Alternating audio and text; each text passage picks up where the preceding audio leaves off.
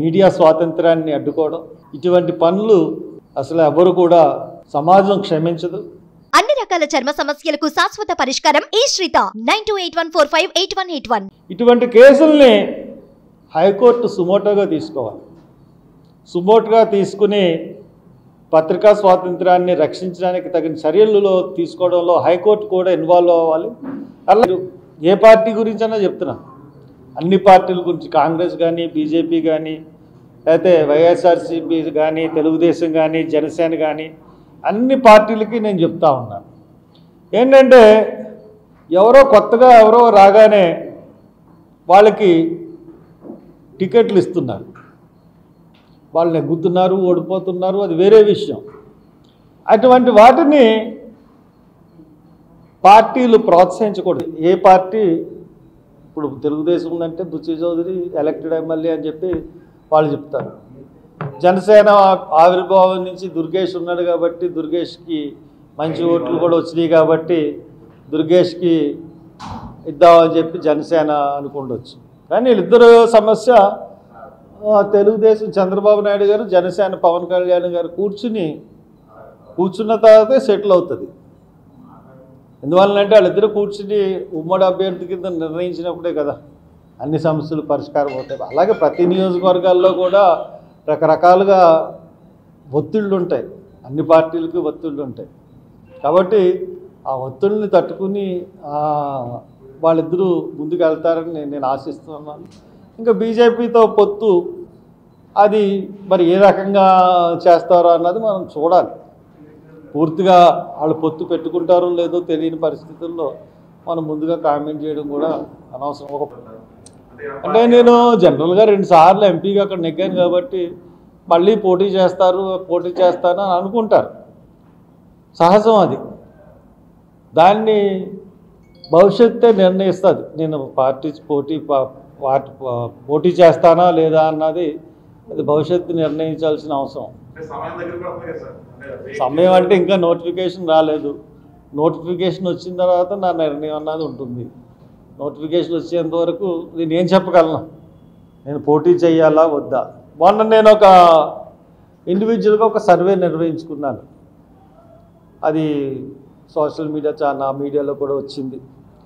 దాంట్లో దగ్గర హర్ష్ కుమార్ ఓటేస్తారా అభివృద్ధి చూసి, లేదా ఎస్ అంటే ఒకటి నొక్కంటే 79% అనుకూలంగా వచ్చింది నాకు, అమలాపురం నుంచి మళ్ళీ పోటీ చేయమని. దాన్ని చూస్తే పోటీ చేయాలని అనిపిస్తూ ఉంది. 79% వచ్చింది కాబట్టి. అంటే ఎందుకంటే అక్కడ కులాలకి మతాలకి అతీతంగానే నేను నా 10 సంవత్సరాలు నేను వెళ్ళాను అందరినీ కలుపుకుని. కాబట్టి ఆ పాజిటివ్నెస్ అన్నది అమలాపురంలో నాకు ఉంది. కాబట్టి అది ఎంతవరకు మరి ఎలక్షన్లో దిగిన తర్వాత 79% మారకపోవచ్చు. బట్ మనం చూడాల్సిన విషయం, ఎలక్షన్ నామినేషన్ అయిన తర్వాతే మనం అంటే నోటిఫికేషన్ వచ్చిన తర్వాతే మనం ఏమన్నా మాట్లాడాలి. అది కూడా చెప్పలేమండి, అది కూడా మనం చెప్పలేని పరిస్థితి. ఈ ప్రజల్లోకి దళితుల యొక్క సమస్యలు తీసుకెళ్లాలని పెట్టాను. దళితుల సమస్యలే కాదు, ఇప్పుడు ఆయన జగన్మోహన్ రెడ్డి గారు బైబిల్ ఖురాను అంటారు, ఏది మేనిఫెస్టో. ఆయన పెట్టిన మేనిఫెస్టో 9 నవరాత్రాల్లో కూడా ఆయన ఫెయిల్ అయ్యారు. ముఖ్యంగా రైతు భరోసా అన్నారు. రైతు భరోసా కంప్లీట్గా నేను ఆయన మేనిఫెస్టో చదివి ఏ రకంగా ఫెయిల్ అయ్యారన్నది ప్రతి పాయింట్ కూడా నేను ఆ సింహగర్జన సభ ద్వారా తీసుకుని వెళ్ళాను.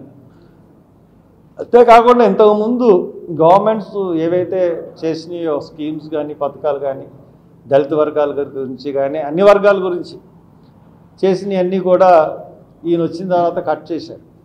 అది మంచి పని కాదు, దాని గురించి కూడా చెప్పాను.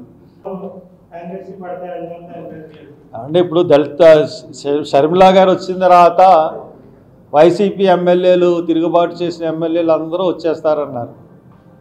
కానీ ఆ రోజు నేను చెప్పాను, ఆళ్ళ రామకృష్ణారెడ్డి రాగానే ఇది ఒక ప్లాను, ఎవరెవరు వస్తున్నారో కనుక్కోడానికి ఆయన ముందుగా పెట్టారు. అక్కడ పెట్టిన తర్వాత దాన్ని బట్టి ఆలోచన చేసుకుని మళ్ళీ వెనక్కి రప్పించేసుకున్నారు.